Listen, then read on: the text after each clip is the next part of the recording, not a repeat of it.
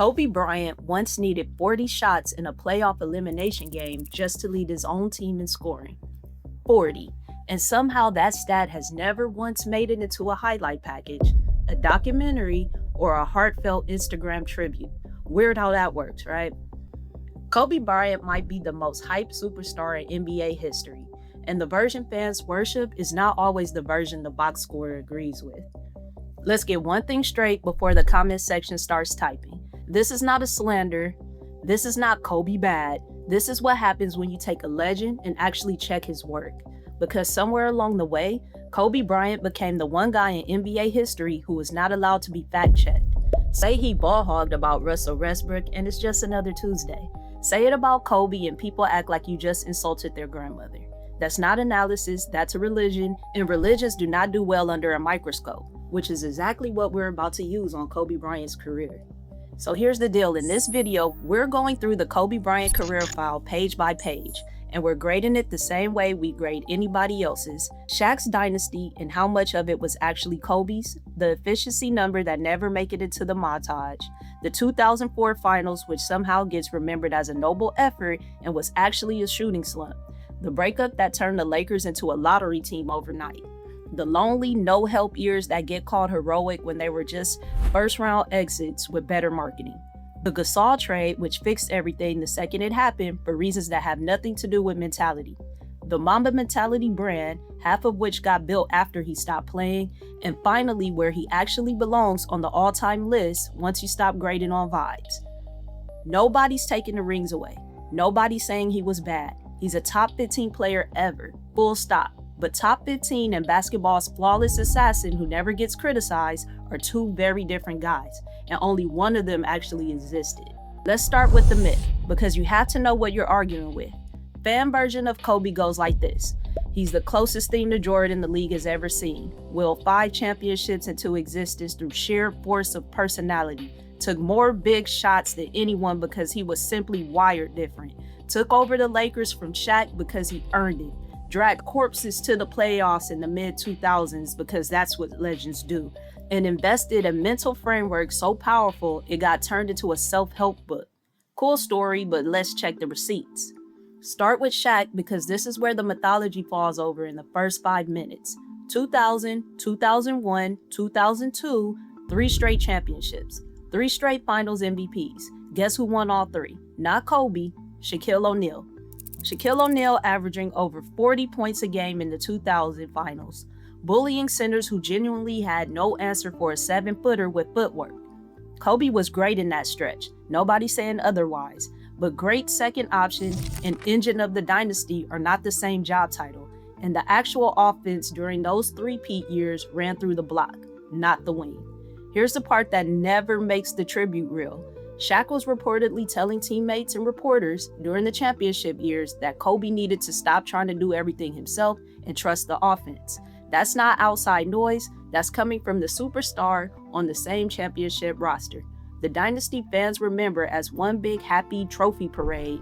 By all accounts of the people actually in the building, it was tense the entire time, and a lot of that tension traced back to Kobe wanting more shots than the hierarchy was giving him. So when the story gets told as Kobe's dynasty, what actually happened is Shaq's dynasty with an ambitious, historically gifted number 2 who was already lobbying for a promotion he hadn't statistically earned yet. Now let's talk the efficiency numbers, because this is the section Kobe stands skip. Career field goal percentage, under 45%, across more shot attempts than any other perimeter player in league history. That's not a bad number because it's low. It's a bad number because of the reputation attached to it. This is the guy remembered as the most skilled scorer of his generation, and there were multiple seasons where his true shooting percentage ranked outside the top 20 at his own position. There were shooting guards taking fewer shots and scoring more efficiently than the guy that's on all the posters. Career 3-point percentage, low 30s. That's a legitimate liability number in today's league, and it wasn't exactly a strength back then either. The defense you'll hear immediately, he took harder shots, he had to create everything. Fine, sometimes that was true, but then explain the Gasol years when Kobe had a legit 7-foot all-star next to him with a full offensive package, and he was still jacking 25 contested mid-rangers a night instead of feeding the easy bucket. That's not a necessity, that's preference. And preference with these efficiency numbers isn't killer instinct, it's a stat sheet with a nickname. Now let's talk about 2004, the series nobody wants to discuss with the lights on. 4 Hall of Famers on one roster. We're talking Shaq, Kobe, Karl Malone, Gary Payton, heavily favored against a Detroit team with 0 star scorers. This was supposed to be a coronation. Instead, the Lakers lost in 5 games to a Pistons squad that played actual team defense and had actual chemistry, 2 things money apparently can't buy. Kobe shot bad for most of that series. Tayshaun Prince, a guy with no individual accolades to his name, guarded him into some of the worst shooting numbers of his career on the biggest stage he'd been on to that point. Game 4, the game the Lakers needed and lost to fall into a 3-1 hole, Kobe needed a mountain of attempts to scrape together a modest total, missing far more than he made. That is the literal opposite of the moment fans remember. There was no takeover, there was a very good defense doing its job, and a superstar getting contained by fundamentals, not double teams, not gimmicks. Just being guarded well by a guy with a normal-sized ego and a game plan. The way this series usually gets discussed, when it gets discussed at all, is as a Shaq chemistry story or a Malone injury story. It should be discussed as the most talented roster in the league lost the finals as a favorite, and its most clutch player shot his way into several of those losses. Then, that same summer, the front office broke the whole thing up. Which brings us to the breakup. Summer 2004, Lakers trade Shaquille O'Neal to Miami. Reports from that period are consistent. Kobe was done playing with him, tensions had maxed out, and management chose the younger star over the bigger one. Fine, that's a business decision. Here's the receipt that actually matters. The very next season, without Shaq, the Lakers missed the playoffs entirely and posted a losing record for the first time in over a decade. If the Kobe is good enough to be the guy without a second star theory holds up, that season looks different. It didn't. It looked like a lottery team. Over the next few years, Kobe put together some of the most electric scoring seasons in league history. The 81-point game is generally one of the best individual performances ever. There's no notes to that, no asterisk. But individual numbers and team success are different conversations. And this Laker team, at the height of Kobe's individual scoring dominance, got bounced in the first round in back-to-back years by the Phoenix Suns, a team with far less power and far more balance. Historic individual scoring seasons, first-round exits, both are true at the same time. That's not the profile of a guy whose greatness was translating into winning basketball at the rate the legend suggests. That's the profile of a guy who needed a second star and didn't have one. Which brings us to the most inconvenient stretch of this whole story, the Gasol years. February 2008.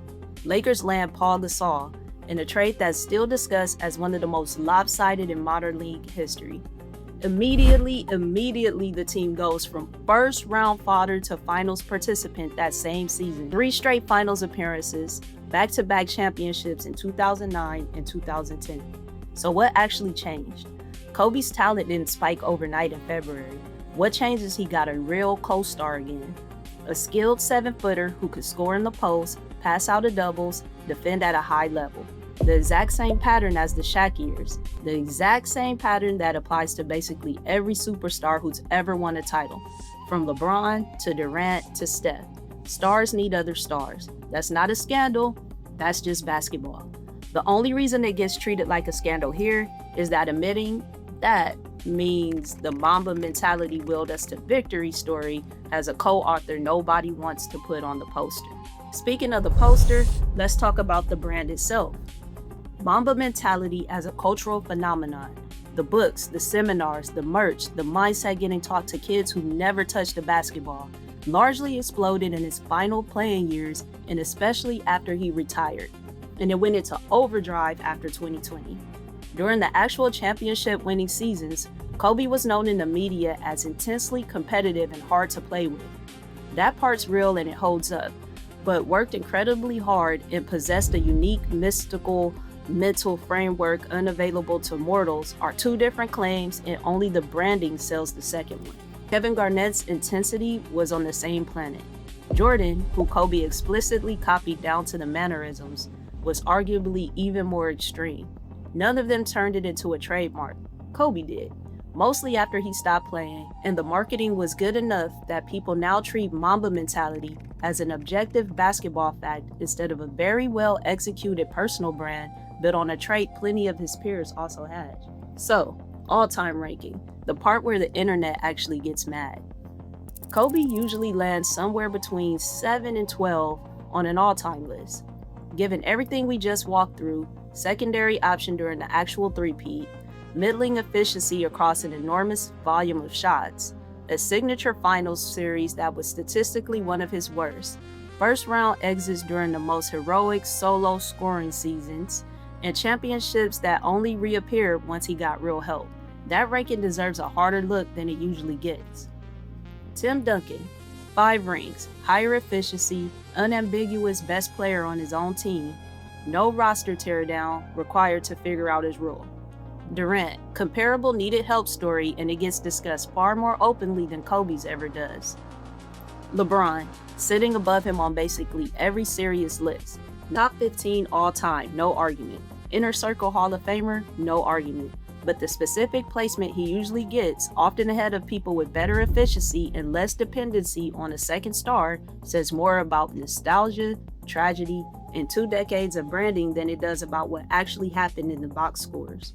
So here's the verdict, and it's more complicated than either side of you guys in the comments section wants it to be.